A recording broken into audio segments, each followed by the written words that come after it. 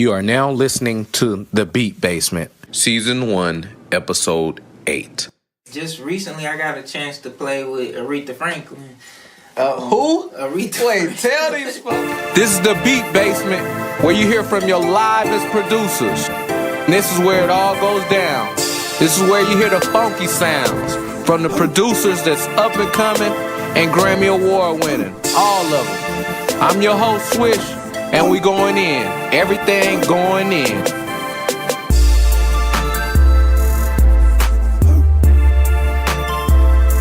On this episode, we got super producer, magic maker, composer, musician, my guy Ashton, my brother, my guy brother, just to let y'all know, but just an awesome, music maker.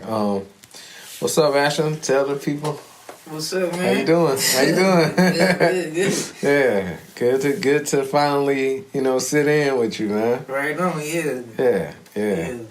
Tell the listeners a little bit about yourself. Ashton Vines, born and raised in Chicago. Went to school out in D.C. for like a couple years, for like 7 years out at Howard. Okay. And, how was that? It was good. It was real good. What'd you take? Jazz studies. You did? So you did go to school for music. Okay, tight. But you was already pretty much into it already by then. Oh yeah. I had went to like this jazz camp in high school, and that got me deep into like just like that genre of music. How was that? I mean, jazz, being a young dude doing jazz, and jazz is really what, people, maybe middle-aged people kind of relax to. They kind of ease into their older years by listening to jazz. Right on. Jazz is definitely melodic, It's definitely spiritual, Oh, yeah. I can really touch bases with that. Yeah, definitely. Fell in love with it. Just some of those horn players. Of course, John Coltrane, Sonny Stitt, like Cannonball Adderley, most recently. Yeah. But just something about the live music, the live instruments. That get me. You know what I mean? Yeah. Straight up.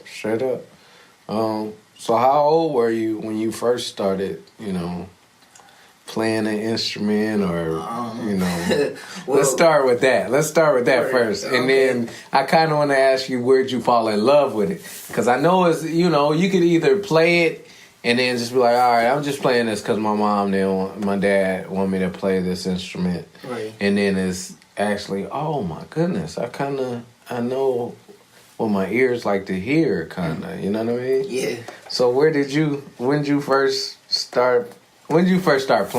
I would say I was like 5. Ooh. So 5 years old. Yeah. I mean, about as when I was big enough since you can remember. Yeah, to hold the alto. And it was about as big as I was at that time. That's crazy. That's crazy. At 5 years old? Yeah. I actually started on the harmonica. Yeah. And that's when I found out I had an ear. Yeah. Just like you said, just finding the notes that sound good. That's tight. When was the first time you heard music for the first time? I know you start playing at 5, but when's the first time you was just like, oh my goodness, this is it. This is what I want to be a part of. Man, that's a hard question. I'm sure it's been a lot of times. I got to see James Brown live. What? Before, so that was what? Before he died. What? How did you? I didn't even get to see James Brown. What did you? It was at a racetrack. Yeah. It was out here. Wow. At this racetrack. Wow. But That's tight. Yeah. That's tight. And what was it like hearing James Brown up there on stage? You was like, "That's me. I'm going up on stage next." Well, I mean, it was dope. It was real dope. Yeah. Did you pull towards the people making the music, or did you pull towards definitely him dancing and everything as a whole? Yeah. Just everything. Yeah. Yeah. That's tight. That's tight.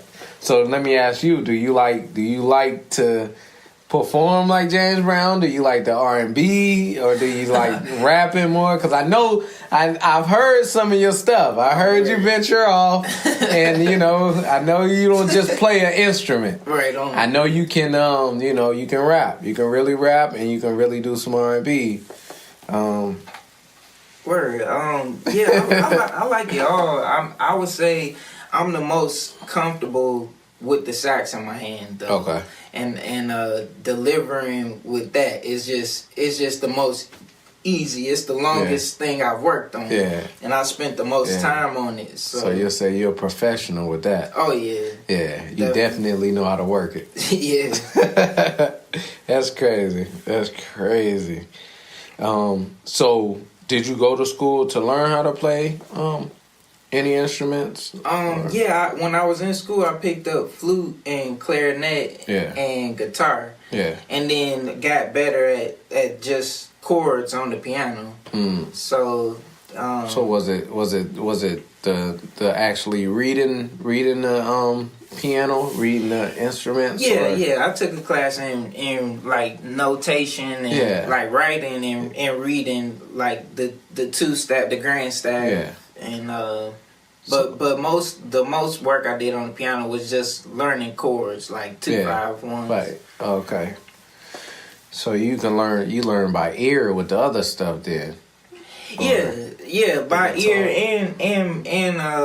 and reading notation. Yeah. So a little bit of both. Yeah.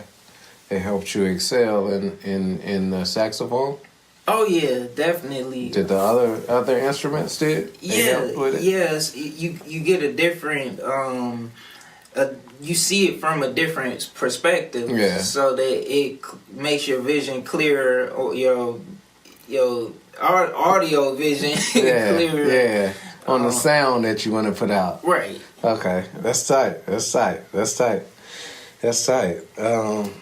Do you like where music has taken you? Do you like where it's taking you now? Oh yeah, definitely. Yeah. I got recently I got a chance to play with Aretha Franklin. Who? Aretha. Wait, tell these folks one more time. Aretha Franklin. Yeah. No. Yeah. That's crazy. Yeah, this was just. That's crazy. Year. She's a legend, dude. Oh yeah. Do you know this? Definitely. Like, did you go into shock or anything? Like, man, I'm about to be playing, but it was shocking. It was actually, I was more shocked at her piano playing. She can play the piano? She can play the piano. Are you serious? It sounds like water. Hey, what? Listeners, are you hearing this? This guy is dropping gems on y'all. Did y'all know Aretha can play?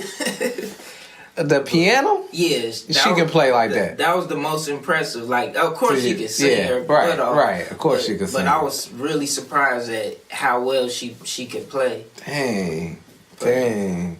That's crazy. You think you can outdo Aretha? Oh. It's not possible. Can't nobody outdo her. No, on the piano. See, she sang. Right. Well, we talking about on the piano. Not even. That's crazy. The things you find out about some of these artists and producers and stuff, man. That's crazy. Yeah. So why do you think that you've excelled, and why do you think others have kind of fell off from the music after high school or stuff like that? What made you keep going?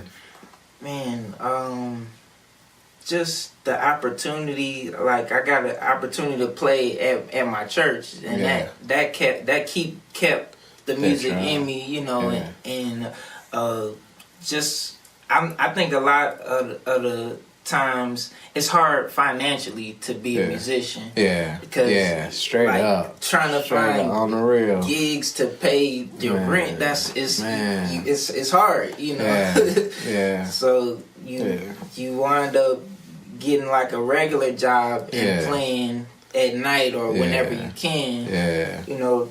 Or a lot of musicians take the education route and just become a teacher. Yeah. So that kind of helps you stick with the music too. Yeah. I could definitely see that, man. A lot of people don't understand how hard it is just being any type of musician. You know, whether you rap, sing, you know, play a piano, you know, play the keyboard, guitar, whatever. It's just a lot of, you have to have a job before you make it, or just something to keep the bills paid while you're fighting for your career. Right. And a lot of people fall off doing that, you know what I mean? So that's dope, man, that you was able to find something to keep you to hold on to it, you know what I mean? You got such a old soul, man. You got such an old soul for a young guy, man. You're a young guy.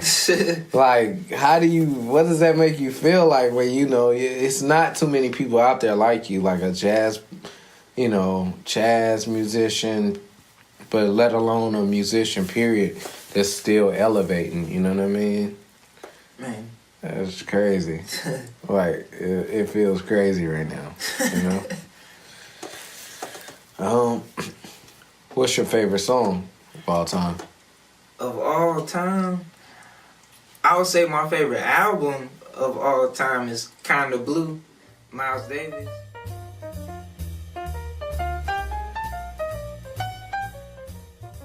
So, and it's been the #1 jazz album for like 40 years back to back. It's just staying there.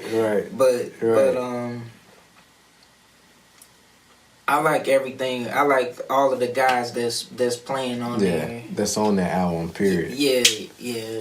Herbie Hancock, you know, Ron Carter, Miles Davis, of course, Cannonball Adderley, and John Coltrane. Yeah. That's dope, man. That's dope. To just see their legacy and just their music and sound to be passed down for so many generations, man. So many generations. But yeah, definitely got to throw Glasper in there. Black Radio is probably one of my favorite albums too. Black Radio? Who's that by? Robert Glasper.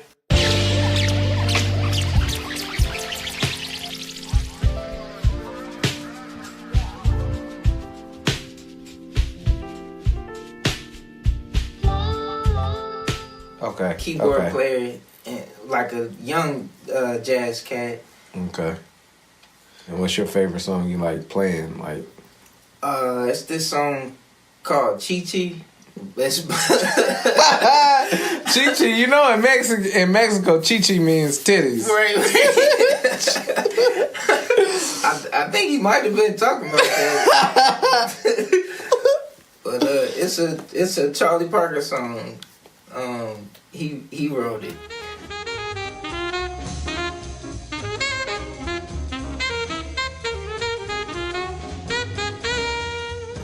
But I like playing that one. That's like my favorites. That's like my go-to song on the alto. Okay. Do you have a favorite beat or a favorite sound, favorite song this year? I like both. Okay. Gucci and Drake. All right. Call the cops on me, my nigga. You grew up with me. I don't usually do this unless I'm drunk or I'm high, but I'm both right now. Got me talking about my life. Tight. Yeah, I like that beat and Gucci verse on there. Tight. Yeah, that is a good song. Yeah. That song is hard. What's your favorite instrument? I would have to say the sax. I knew you'd say the sax. I knew you would say that. I knew you would say that. Okay. All right.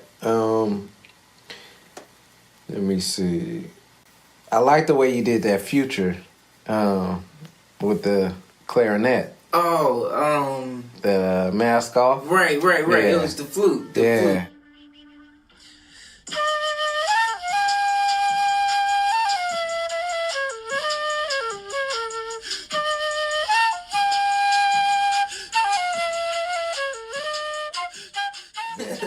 Yeah, that was dope. When you played that, I said, oh my goodness, this dude. And then Pops actually told me you made him cry at church one time. Oh, man. Playing the saxophone. Oh, dang. Yeah, one of the songs. I said, that's crazy. That's crazy. Whenever you can make somebody cry, man, like from playing an instrument or anything musically, dude, that's God level, bro. That's for real. Man. Like, for real. What type of equipment do you use? I got a Selmer, a Perry Selmer Series 3 alto. Okay. And I got it's actually called a Cannonball tenor. They modeled it after Cannonball. Okay. And as far as like studio equipment, I just got this Novation launch key, just 49 key, just something small. And I got the Scarlett inbox and Yamaha monitors. Yeah. And I use Logic and Pro Tools. Yeah, you got some good stuff over there. Some good stuff over there. What advice would you give a young producer, young musician, young composer coming in the game? Just stick with it, and like I said, just to get out, to get heard, to just get as much feedback as you can. Yeah. All right. Yeah, that about did it. We ready to hear you cook up, chef. Word. Cook up something fresh. It could be it could be some fast food. It could be some quick little McDonald's. We're not gonna ask for all the sauce. Word. Just a little bit of the special sauce, and then you can do whatever else you want to do to it. Word. And can I get some live sax a little bit, or definitely. some live, something? Yeah. Or some live Percocet, Molly Percocet, Mask Off.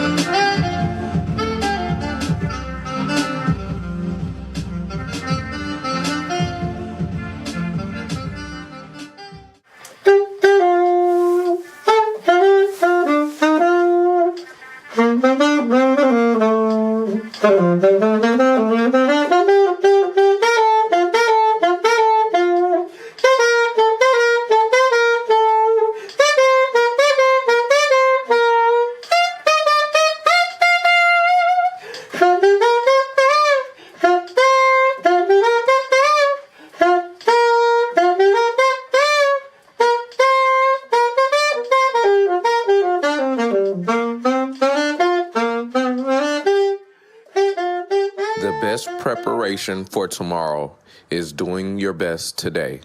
So whatever it is that you're doing, be prepared. Do your best. I mean, that's the best way to make tomorrow work for you.